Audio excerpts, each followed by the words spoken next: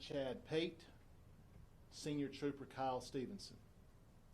On Wednesday, April 16th, 2025, a group of men were on a company-sponsored fishing trip on Smith Lake.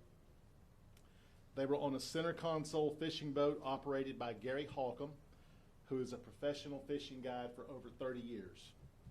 At 7 a.m., while actively fishing and stationary at the Miller Flats area, another vessel traveling at 67 miles per hour crashed into them. The crash killed 3 of the men.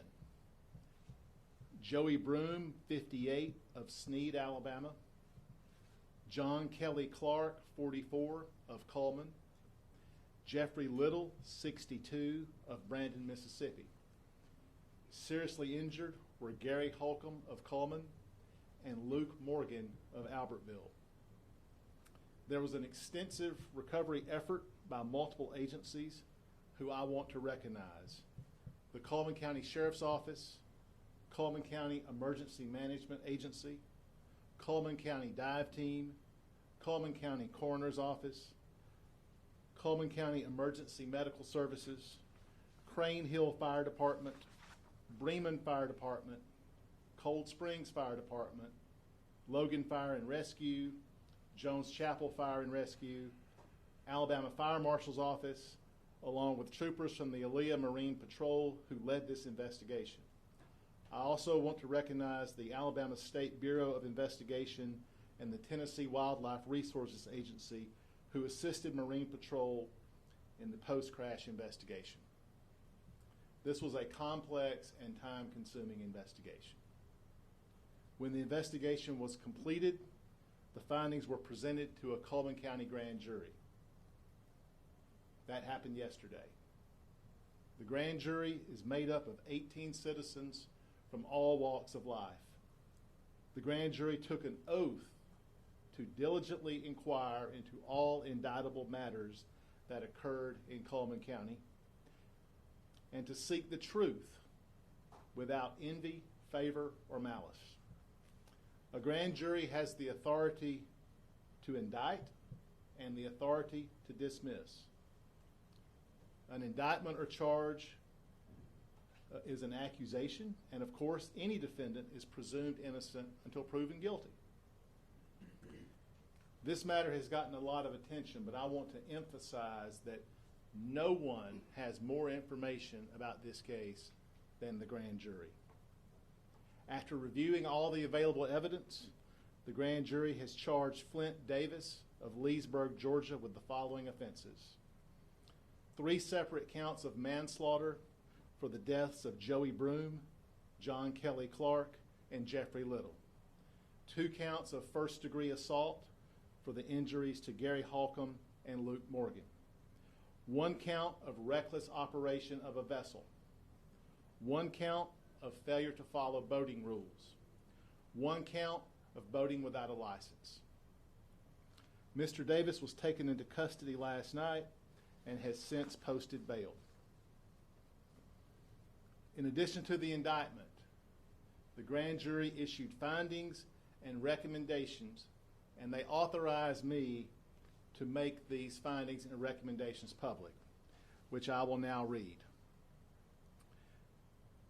Quote, "In addition to the indictment we have issued, we unanimously make the following findings and recommendation which we authorize to be made public.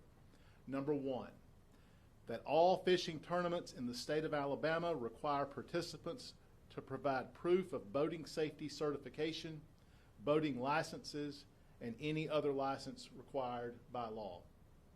Number 2, that all fishing tournaments in the state of Alabama facilitate safety education for participants. Number 3, the facilitators of fishing tournaments owe a duty to participants, to non-participants who happen to be on the water during fishing tournaments, and the general public to promote safety during fishing tournaments." Signed by the grand jury, 4-person. Now, as a prosecutor, I am limited on what I can say about the facts and evidence in this case. However, the rules of professional conduct make an exception on matters of public safety. We are not taking any questions today for several reasons, but this crash was caught on video. After consulting with the victims, families, and law enforcement, I have authorized the release of a limited portion of this crash. There are rules of the road when it comes to the water, just like there is on the highway. And we want the public to understand and follow these rules and to appreciate the dangers of not doing so, and to appreciate the potential dangers of boating. We're going to play this video for you in just a moment. What we're going to show you is 11 seconds long. And after I speak, Chief Brooks will have some remarks. Go ahead.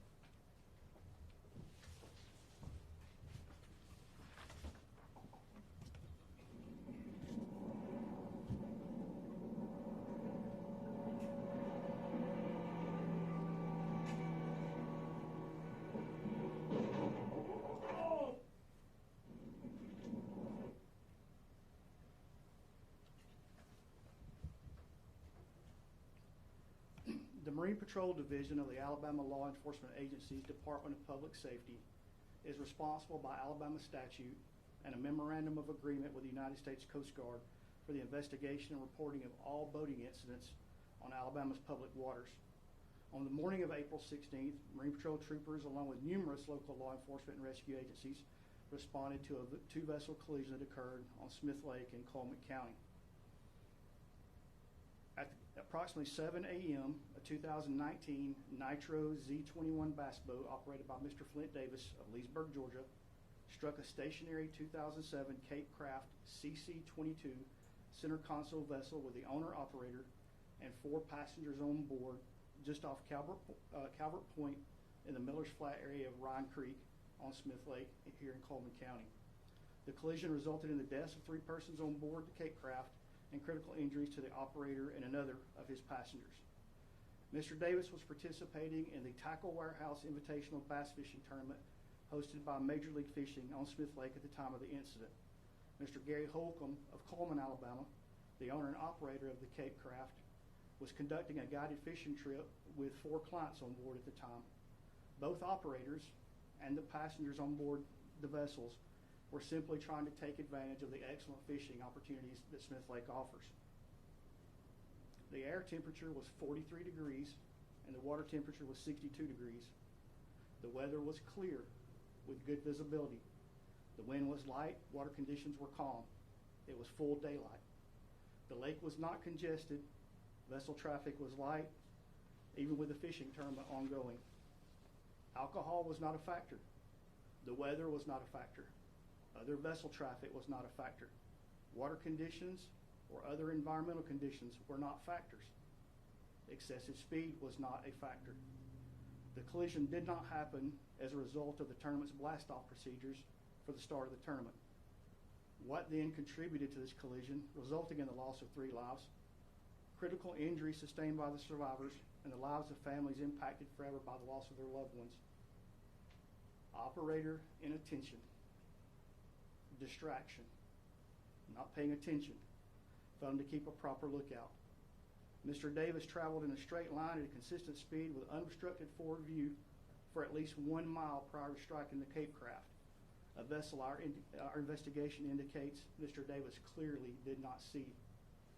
Mr. Davis did not possess a valid Georgia boater education card, which he is required to obtain before operating a vessel on the public waters in his home state of Georgia. And he did not possess a valid Alabama non-resident vessel operator certification or license.